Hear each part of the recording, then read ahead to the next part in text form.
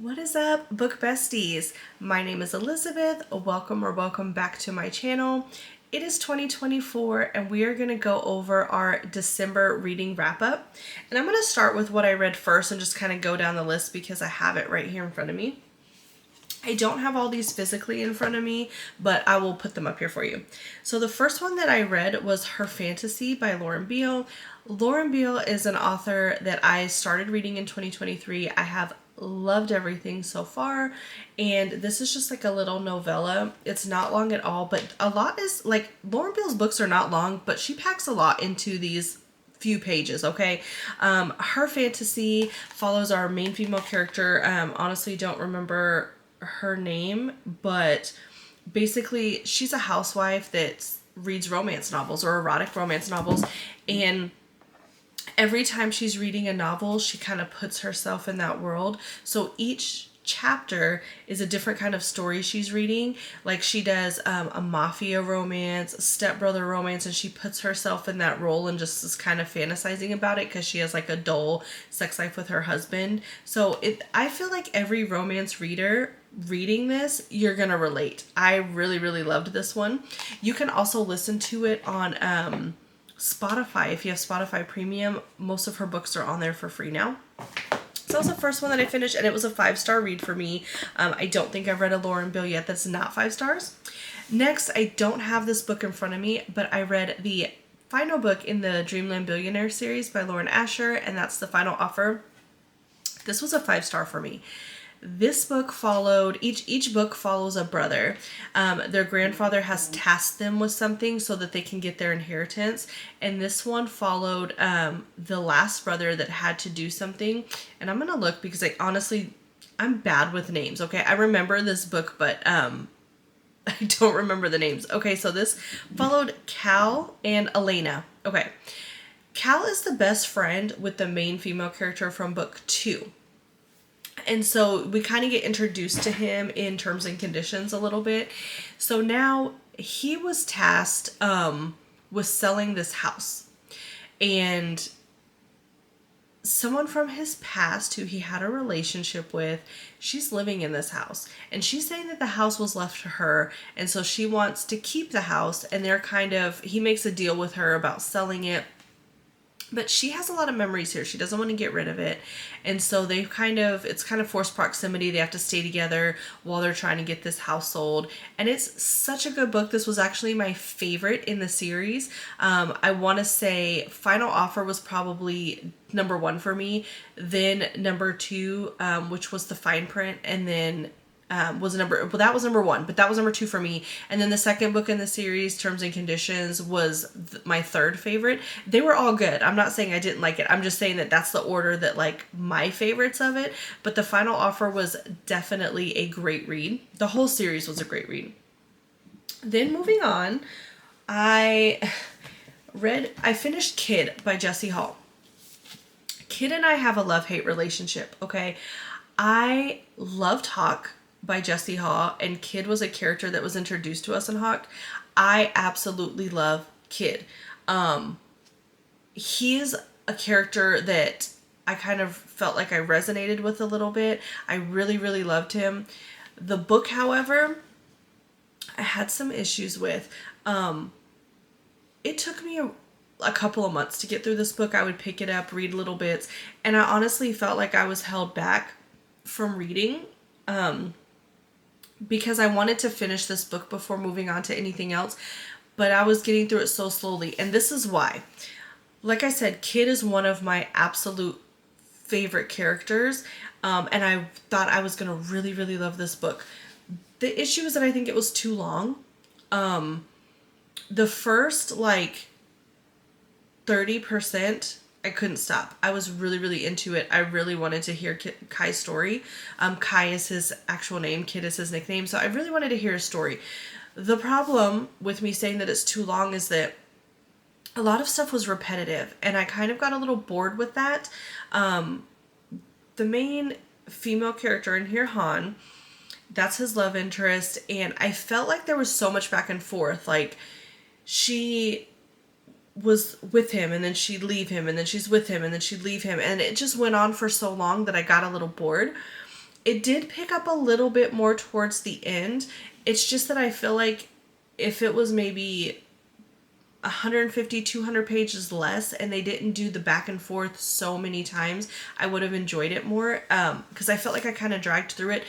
But that is just my opinion. I know a lot of people that really, really loved Kid, like really loved Kid. And so this, to me, it was just a little disappointing because I wanted to really love it too.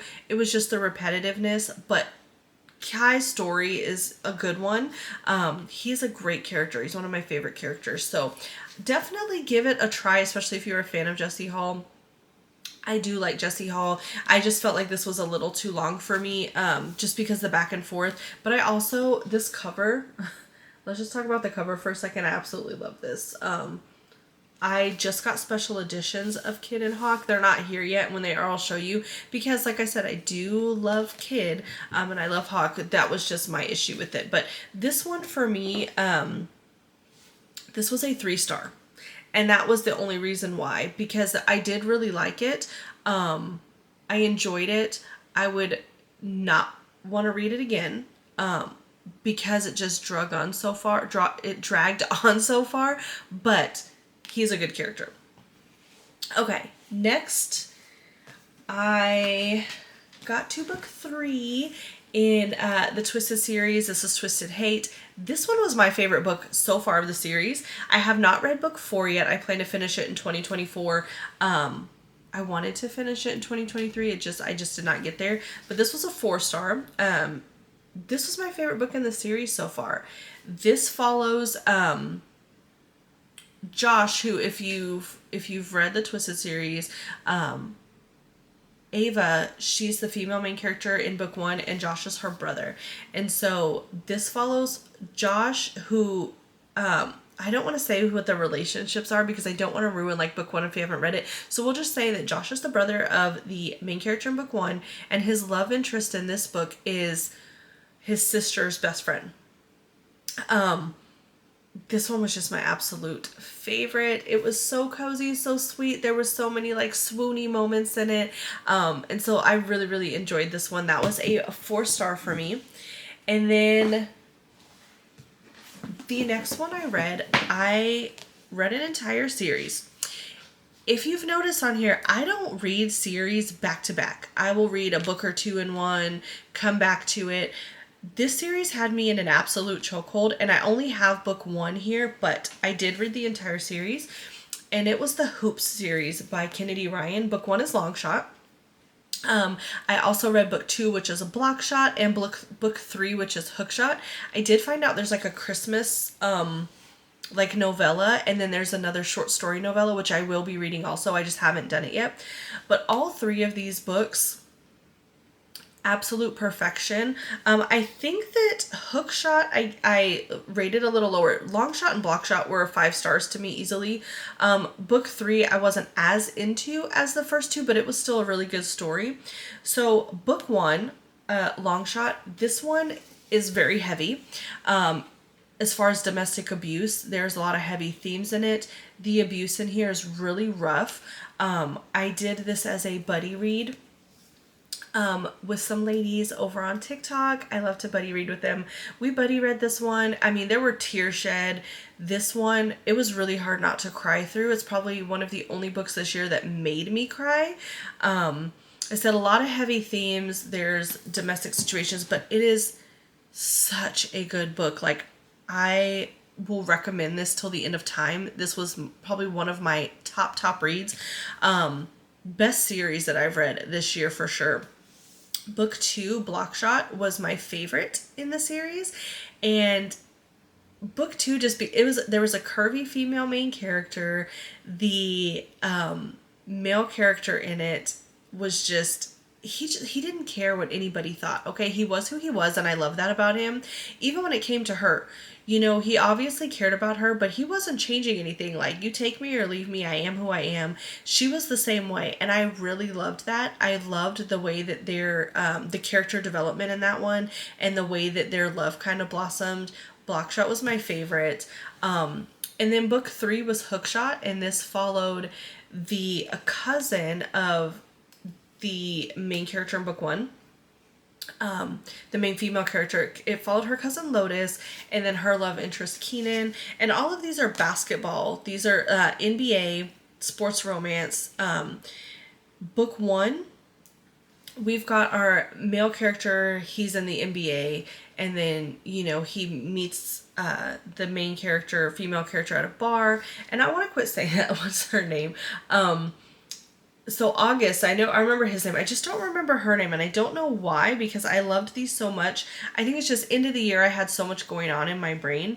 Iris. Okay, so August and Iris, book 1, follows August and Iris, and they meet in a bar. She's got a boyfriend, and he's just like, he's infatuated with her, but he understands she has a boyfriend, so he's not like really pursuing it. Her boyfriend is also in the NBA, and he begins to just become the worst person. Like, you will loathe him in this book. And August is always there for her as a friend, because he knows that they're not, that she's in a relationship, but he is a great man. Book 2, we get to, I'm trying to remember how, so the female character in book 2, she's like a sports agent, and August, his friend, I believe it's his best friend. I don't think they're related. So he meets with her. She's going to come in to be his agent. He does like her. He has a past with her, and he likes her. However, when they're together in the past, things don't work out. And now in the future, she has a boyfriend. And what's hard about this one is her boyfriend's not a bad guy. He is a great guy. She just has her feelings. And so people get hurt in this one. It's to me, something you can relate to, she wants to do the right thing, but she also wants to follow her heart. And then in book 3, we follow Lotus and Keenan, and Lotus is the cousin of Iris from book 1. And I said, this one it wasn't my favorite, but it was still a really great story. I understand that I went back and forth talking about this series, and I probably confused the heck out of everybody, so I'm sorry about that. But hoop series, long shot, block shot, hook shot, absolute perfection. Definitely recommend 100%. I would reread this over and over. Okay, so like I said, I gave long shot and block shot, that's book 1 and 2. I gave them both 5 stars. The last book I gave 3, I would say 3.5 stars, because it was better than just okay, but it just wasn't like my absolute favorite. Then the last 2 books that I read, one was a audio, and it was an advanced listener's copy, so this was an art copy from an author. This book had already come out, but the audio was new, and this was Reckless by Sephora. I gave this 3 stars. I did like the story.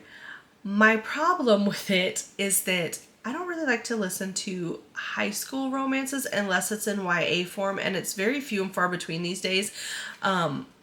This one had a lot of heavy themes, a lot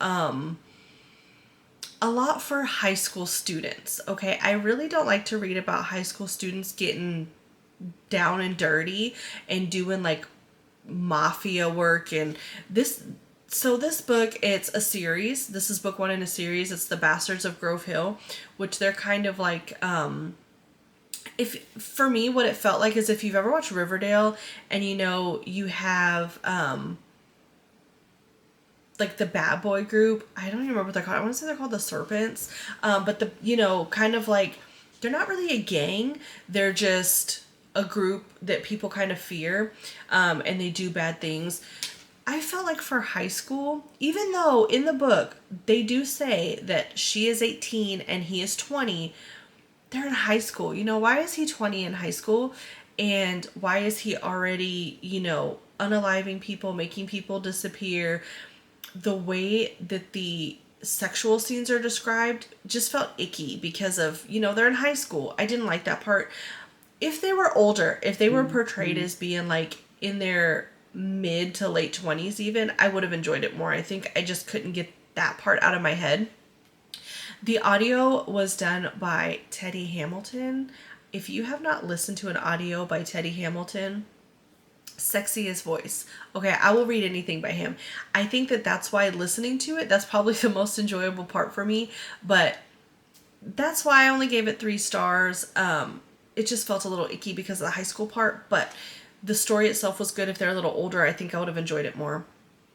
And then my final book of the year, which was like a holiday novel, it was Big Nick Energy by Elizabeth Morgan. I don't have the physical of this either. I read this on my Kindle.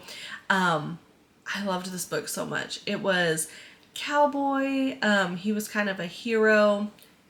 It's a he falls first and he falls hard. Okay, the main character Nick, his son is gonna go on a blind date with someone that he met on like a Tinder app, and she's an older woman.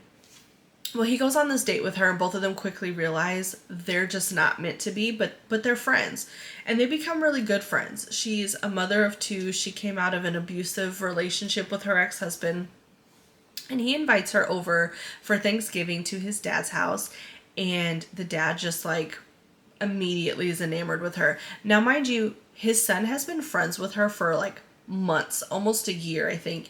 And so he's been hearing about her and kind of slowly falling in love with who his son is telling him about. So when he sees her, and she's not like this sweet girl, she's, this stressed out mom, just got divorced. She's just on edge with everything, not the friendliest, real snappy, and he just loves it. Well, he mentions to her daughters about Elf on the Shelf. And they had never done it before, but they wanted to. And she's just kind of like, man, like, this is another thing on my plate I don't want to deal with. She's upset that he told her kids. And so he starts to show up at her house every single night.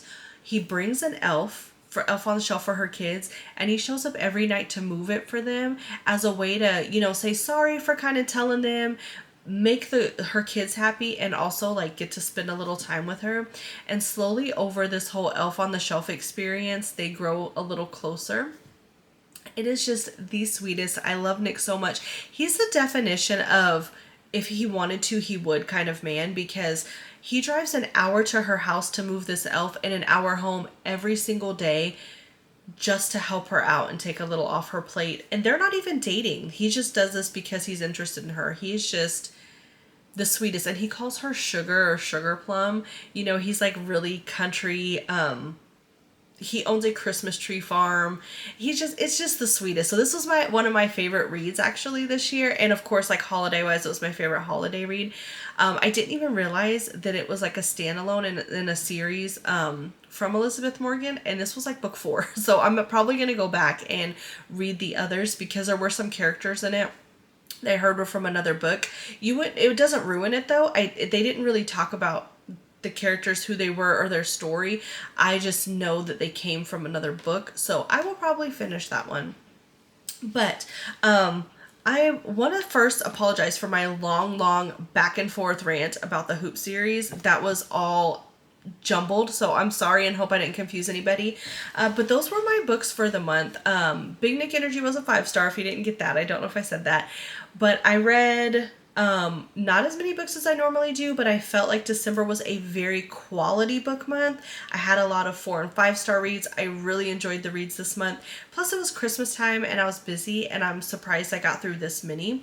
But I'm gonna wrap this up.